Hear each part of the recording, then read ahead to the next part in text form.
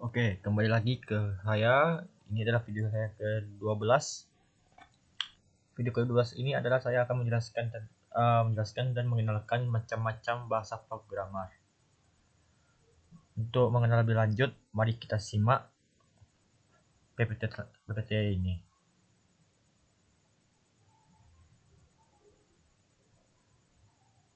Nah, mengenal macam bahasa programan. Untuk mengetahui macam-macam programan, kita harus mengerti apa definisi dari bahasa programan. Bahasa programan adalah bahasa yang digunakan untuk menulis kode atau program komputer.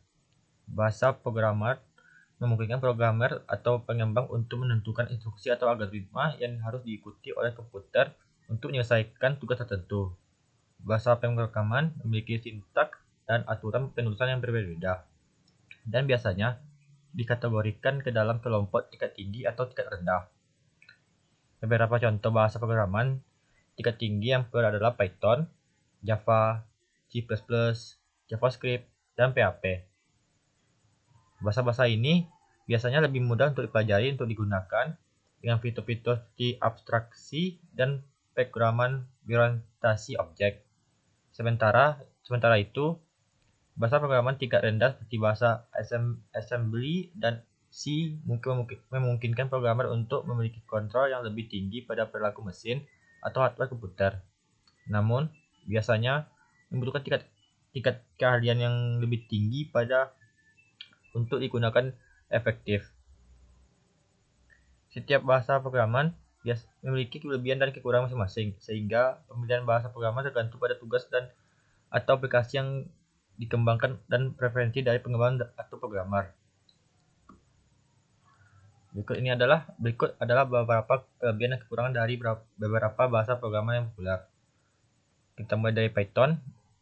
Kelebihan Python yaitu mudah dipelajari dan dipahami oleh pemula, memiliki library dan framework yang sangat berguna, sangat fleksibel dan bisa digunakan untuk berbagai jenis aplikasi. Kekurangannya lebih lambat dan hal kinerja dibandingkan bahasa programan lainnya. Tidak cocok untuk aplikasi yang membutuhkan pengolahan data dalam skala besar.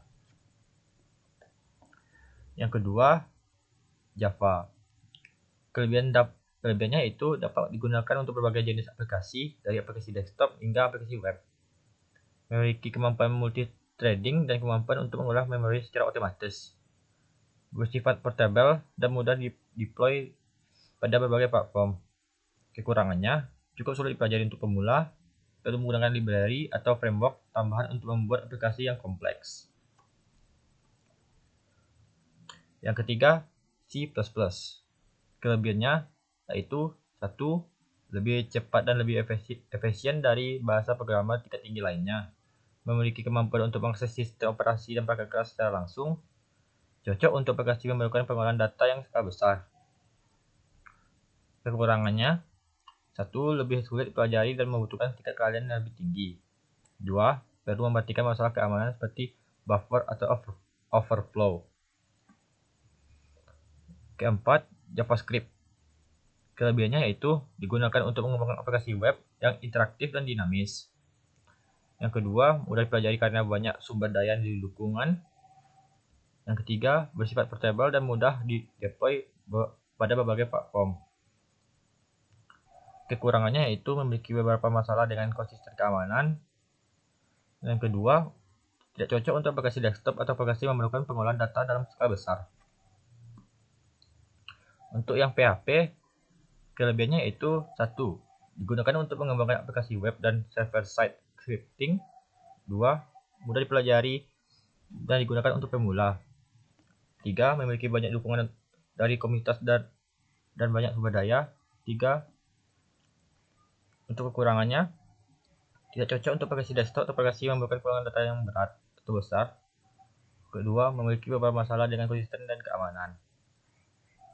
Mungkin segitu saja untuk video saya tentang mengenal macam-macam bahasa programmer.